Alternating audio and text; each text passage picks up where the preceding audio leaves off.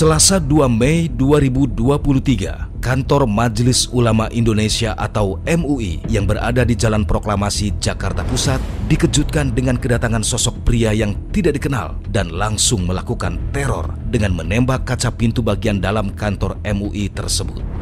Usai melakukan penembakan di dalam kantor MUI, pria tersebut langsung diamankan pihak keamanan Kantor Majelis Ulama Indonesia atau MUI dibantu aparat kepolisian. Dan inilah suasana kantor MUI usai kejadian penembakan Selasa sore itu.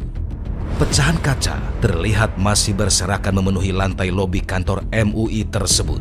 Sore itu juga, pihak kepolisian langsung melakukan olah tempat kejadian perkara atau TKP. Dalam olah TKP tersebut, pihak kepolisian berhasil mengamankan barang bukti termasuk senjata jenis airsoft gun. Siapa sebenarnya sosok pria yang tidak dikenal yang menembak kantor MUI tersebut? Pria misterius tersebut adalah Mustafa NR, warga Sukajaya, Kabupaten Pesawaran, Lampung, yang berprofesi sebagai petani. Terungkap juga maksud kedatangan Mustafa NR mendatangi Kantor Majelis Ulama Indonesia adalah untuk menemui Ketua Majelis Ulama Indonesia dengan membawa surat yang berisikan meminta Majelis Ulama Indonesia atau MUI mengakui Mustafa NR sebagai wakil Nabi.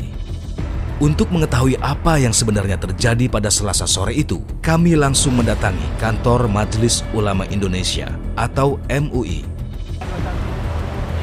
Pemirsa, hari ini saya tepat berada di depan Kantor Majelis Ulama Indonesia ataupun juga MUI yang pada tanggal 2 Mei 2023 kemarin terjadi penembakan dan kemudian memakan 3 korban luka, salah satu pegawai MUI. Dan saya juga langsung mengklarifikasi, mengkonfirmasi seperti apa kejadiannya langsung dengan Ketua MUI Kiai Haji Cholil Nafis.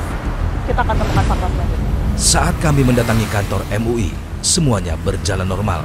Kami pun tidak menemukan adanya penjagaan khusus pasca penembakan.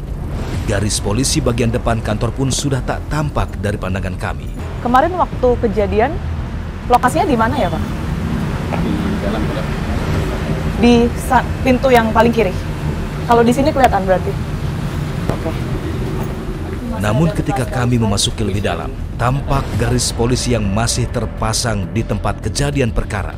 Ya, ini merupakan TKP penembakan di MUI, pemirsa, yang terjadi pada tanggal 2 Mei 2023. Saya lihat masih terpasang polis line ataupun juga garis polisi. Ya, saya akan melihat kondisi terkini, pemirsa. Ini masih ada pecahan kaca yang berantakan tentunya, karena ini masih dalam penyelidikan polisi. Informasi terakhir, seperti yang juga kita sama-sama dengar, tembakan pertama ini mengarah ke kaca sehingga menyebabkan kaca ini pecah dan melukai salah satu petugas atau karyawan MUI, yang kemudian ini tidak mengenai atau tidak memakan korban jiwa, tetapi korban luka yang satunya terkena peluru begitu ya. Saya tidak melihat adanya bekas-bekas peluru di sini. Memang informasinya masih rancu. Apakah kemudian ini satu tembakan, 2 tembakan atau lebih? Tapi yang jelas di sini hanya ada pecahan kaca yang bisa saya saksikan, dan garis polisi kita mungkin akan pastikan lagi seperti apa kejadiannya langsung dengan Ketua MUI Kiai Haji Cholil Nafis. Tanggal 2 Mei 2023. Kejadiannya di belakang kita ini? Ya. Seperti apa Pak Kiai? Jadi dia sudah 2 kali ke sini, ini yang ketiga kalinya. Okay. Bawa surat, dia mengaku utusan Tuhan dan wakil dari Nabi Muhammad SAW, lalu minta pengakuan kepada MUI dan dia berani sumpah dan seterusnya, termasuk mau ketemu dengan Ketua MUI. Kami sedang rapat di lantai 4, dia ke sini, masuk ke situ di lobi. Ketika masuk ke lobi, dia tanya kita mau ke mungkin atas. sambil izin menunjukkan ya Pak Kiai ya. Ini pintu utama ya Pak Kiai? Ya, pintu utama masuk di sini. Ini pintu utama? Dia masuk buka lewat sini kan. Masuknya berarti lewat sini, bukan pintu yang satunya? Bukan. Ya? Oke. Jadi dia masuk di sini, masuk lewat kemudian sini. nanya ke resepsionis, disampaikan kalau sedang rapat, jadi silahkan. Dan resepsionis sudah tahu. Izin, di sini ada berapa orang Pak Kiai? Di sini ada 1 orang. 1 orang Mas resepsionis. Bambal, resepsionis itu. Oke. Pak Kiai, pembicaraan apa yang sempat terjadi di sini selain mungkin mencari Ketua MUI? Ya tetap saja dia hanya ingin ketemu MUI untuk menunjukkan dengan minta jawaban surat ini, dan saya minta keadilan. Nah, ya keadilan itu yang dimaksud kita nggak paham. Ternyata Mustafa NR tidak hanya sekali membuat surat yang ditujukan kepada MUI.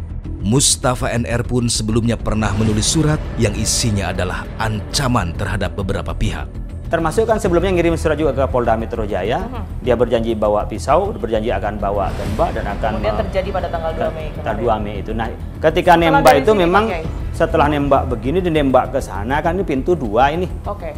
Pintu 2 masih ini. ada pecahan kaca pemirsa di sini. Tentunya kita masih belum bisa masuk karena ada garis atau polis lain di sini yang terpasang. Nembaknya langsung ke kaca dan ini langsung pecah. Pecah, pantulannya kena sini, resepsionis.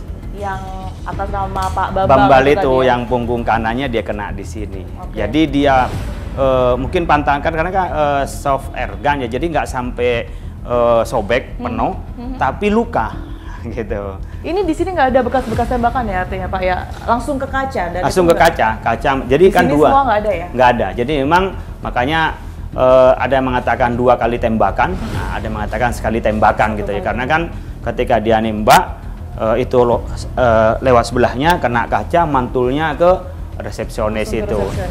Melihat temuan yang terjadi saat itu, bagi ketua MUI ini menganggap jika Mustafa NR bekerja tidak sendirian, melainkan ada orang yang menggerakkannya atau by design. Kapan kira-kira Pak Kiai dan teman-teman yang kemudian melakukan meeting atau rapat itu turun ke bawah dan mengetahui kejadian bahwa di bawah ada penembakan? Ya, kita kan lagi rapat, terus terang aja memang sedang membahas tentang Al-Zaitun. Tadi Pak Kiai sempat menyebut rapat ini tentang Al-Zaitun. Melihat dari peristiwa ini, ada kaitannya nggak sih Pak? Ya kalau kita kan nggak tahu, itu urusan nanti polisi yang mengungkap. Tapi kalau dari pandangan Pak Kiai sendiri, mengingat ini juga sudah tidak sekali 2 kali mengirimkan surat, begitu yang terakhir ini bahkan aksi penembakan, siapa pelaku ini Pak? Ya kalau saya awalnya kita menganggap ini tidak normal secara keagamaan.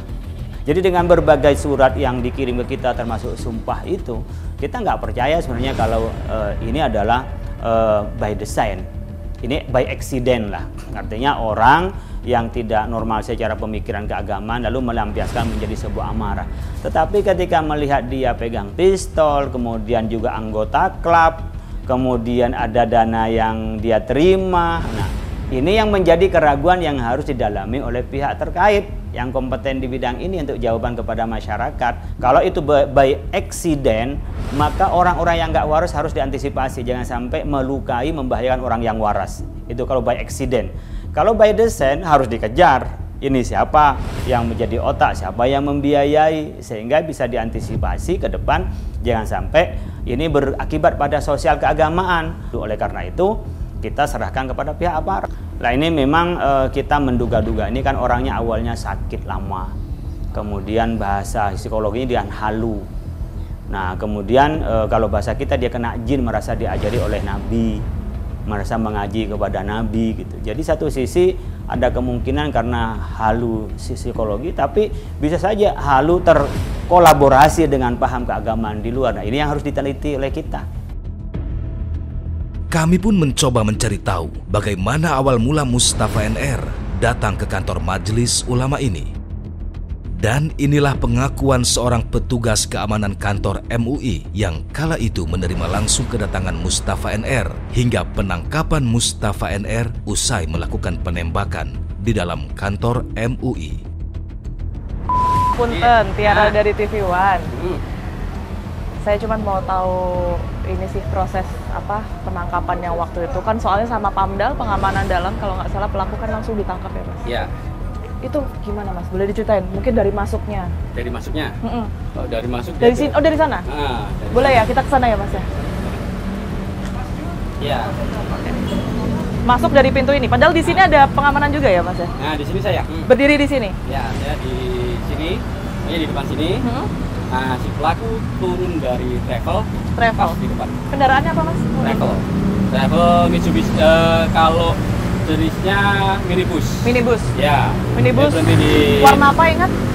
Kalau warnanya biru kegelapan gitu. Biru kegelapan? Ya.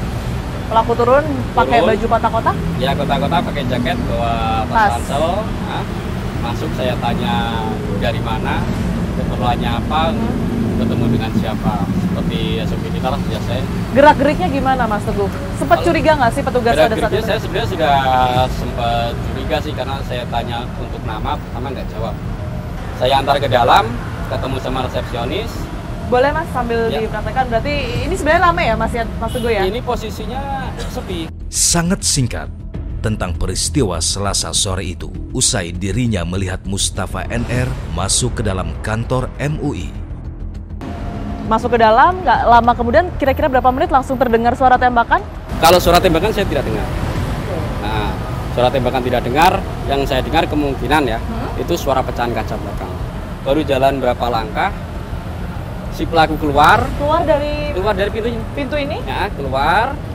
Teman yang dari dalam lobi tadi udah putar, dan di belakang itu udah teriakin saya, Oke. suruh nahan. Suruh Udah Saya nahan. tahan di sini. Itu sendirian atau Saya kali ini sendirian. ada Masih petugas sendirian. lain nggak? Masih sendirian. Masih sendirian? Nah, sendirian. Terus pelaku posisi berhadapan, teman yang dari belakang langsung memegang, udah sempat ngeluarin senjata juga. Oke. Tuh, jadi terus tangannya saya angkat, saya mau ambil senjata itu, ternyata udah dilempar sebelah sana. Senjata udah dilempar, ada yang mengamankan setelah Ya, itu. ada yang mengamankan dari rekan-rekan. Nah, ada yang dikatakan nggak sih Mas dari jarak pelaku, mungkin habis itu ditangkap di sini, dibekuk di sini sama petugas, apa yang sempat dikatakan sama pelaku? Kalau dikatakan cuma minta kejelasan, cuma nggak jelas, cuma sepatah kata itu aja. Oke, jadi Yang kejadian yang borgol viral di video di sosial media tuh di sini ya Mas ya, yang sampai Ya. telungkup gitu pelaku ya. Itu yang borgol juga dari pospol. Saya mau mastiin lagi Mas, berarti pada saat itu belum pingsan ya Mas sebenarnya, masih dalam keadaan sadar pelaku? Masih itu? dalam keadaan sadar. Waktu di borgol pun masih ada perlawanan juga. Usai diamankan petugas kepolisian, saat itu diketahui kondisi Mustafa NR dalam keadaan tak sadarkan diri. Dalam perjalanan ke Puskesmas Menteng, Mustafa NR sudah tak bernyawa lagi.